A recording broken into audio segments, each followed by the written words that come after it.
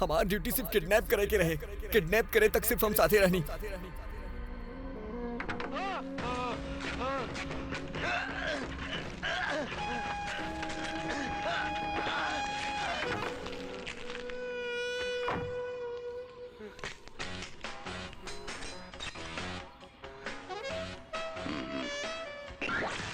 हमार पूछल गए सवाल के सही सही जवाब देवे तो दर्द ना हुई, ना तो एक उंगली ना बची। हमके छोड़ दो।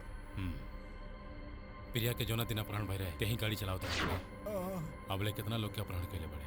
43 लोग के। वो बच्चन के किडनैप करके तानी के का करे लसन? लागत अंगूरी काटे के पड़ी। सब रोवेलन। कैसे? चीखेलन, चिल्लाएलन। वो कैसे? चीखेलन, सब चिल्लाएलन।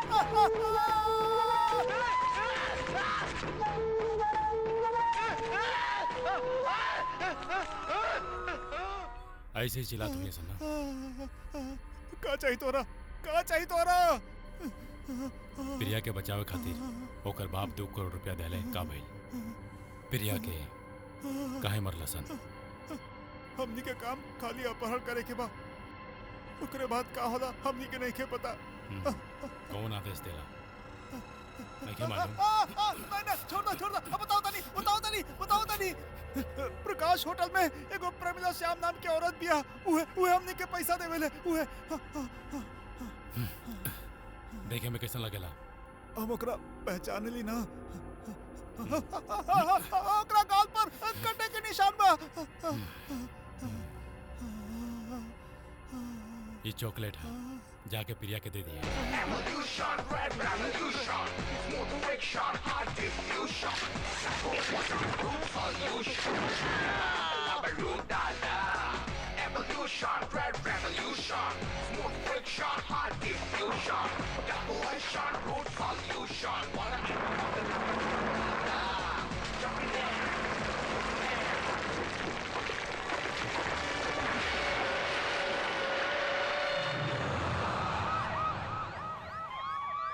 सर ये एक्सीडेंट ना है सर, लगता किडनैप वाला गैंग के केहू पता लगा के एक एक करके मार रहा बा सर।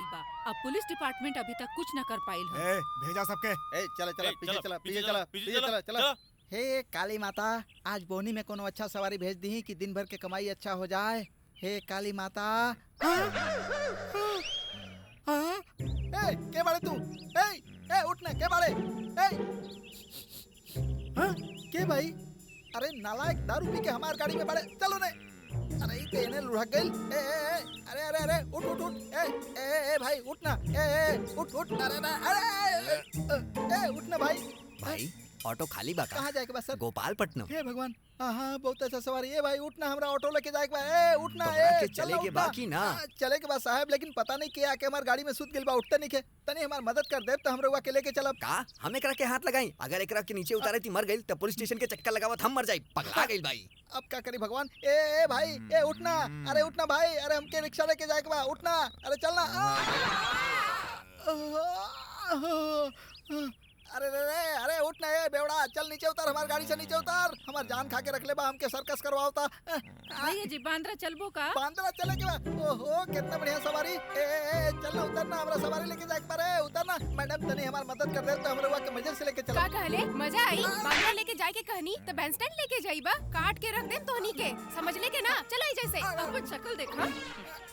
नालायक, तोरा वजह से हमार सब सवारी छूट जाता। उठ। क्या हुए थे? अरे एकरा में इतना जान आ गेल। सवारी के काहे मरले? अरे सवारी बाड़ा तब का सांता क्रूज आगल रहे तो उठावे के चाहिए ना। कौन सवारी? कहाँ के सांता क्रूज? पागल कहीं के। दारू पी के ऑटो में सुतल रहे, नाटक करत बाड़े। इ त ऑटो ह हमारू पीके ट्रेवल्स कहाँ बा? पीके ट्रेवल्स वो यहाँ कहा के आई? पागल बाड़े का एक नंबर के। हम पागल हई? तब हम अपनी बस में सुतल रहनी तो हमरा कान में गोपालपट्टनम बांद्रा काहे सुनात रहे? उझूठ रहे।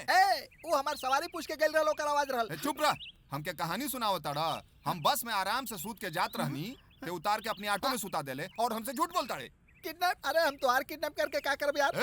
इज्जत से जाए के खर्चा दे देना ही तो नाता ऑटो में ले चल के छोड़े के पड़ी। लेके चले मार डालत। अंदर हाथ कर डालत पड़े। सीधे से पैसा दे देना ही तो बाहर निकल बे तो मारब। रुक जाओ, देखत बानी भाई। कहाँ गई? इले 100 रुपया बा रख ले। बाकी के पैसा अरे यार फोकट में 100 रुपया मिलल तो चल कम बा। घड़ी निकाल। अरे अरे अरे ये क्या करत बाड़े? ठीक बा। रुक रुक। अरे पापी नालायक कहीं के हमार 100 रुपया भी चल गइल, घड़ी भी चल गइल, एक सवारी ना मिलल, हमार नसीबे खराब बा लागत बा। ए भिखारी का हे! चप्पल छूटल है। कैसन कैसन नमूना से मिलवावत बड़ा भगवान। Hey, you people! Do you know what I'm talking about? What I'm skimming about? What I'm rapping about? What I'm yelling about? What I'm feeling about? A-A-N-A-I. Do you know what I mean? A-A-N-A-I. Do you know what I mean? A-A-N-A-I. Do you know what I mean? A-A-N-A-I. Do you know? का चाहिए?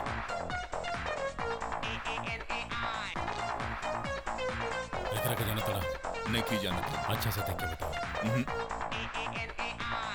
Want you, slamming as a mountain, jamming like a furnace, pumping like a Brutus. Wanna put the heat with the honey, my dolly, gonna make you my Ronnie. Do you know, what am I talking about? What am I screaming about? What am I rapping about? What am I yelling about? What am I feeling about?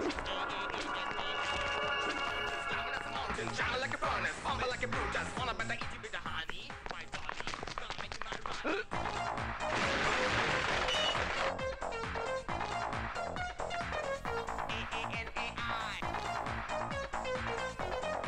ये बच्चे के अपहरण में तू लोगन के बात के हाथ बा।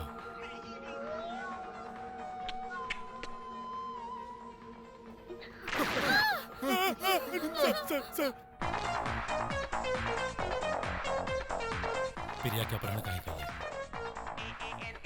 और ओकरा के काहे मरले? बताओ गेल कि पैसा समय पे ना पहुंचल, यही से गुस्सा में मार देनी। फिरौती के पैसा कहाँ गए?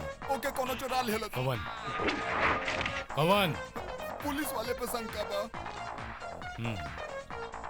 ठीक बा। ये गैंग के लीडर कौन है? अगर बता देनी तो छोड़िया संगा।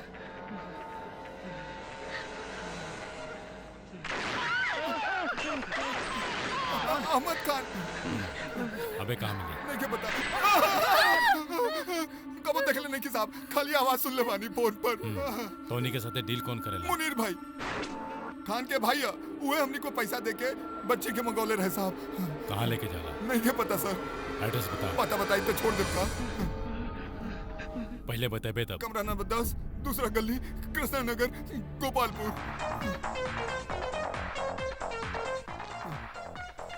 Good bye. गुड बाय कह रहा ना? प्रिया के गुड बाय कह लेना। चल गुड बाय बोल। बोल चल बोल गुड बाय। सुन ले लो प्रिया, गुड बाय।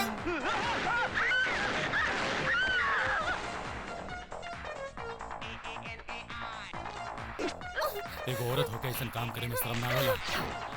एकरा से अच्छा मर गई। अपहरण करके एगो लड़की आदेश देले रहे हमनी के। कौन लड़की? ओकर नाम प्रमिला रहे। What am I feeling about? It's A-A-N-A-I.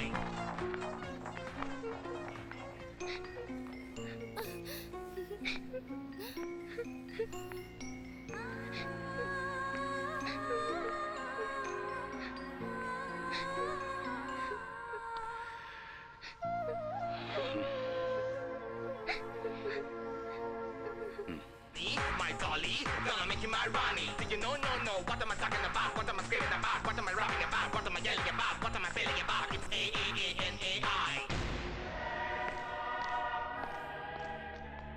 ये बच्ची को ओकरा घरे भेज दी या फिर एकरा के पुलिस के हवाले कर दी सर?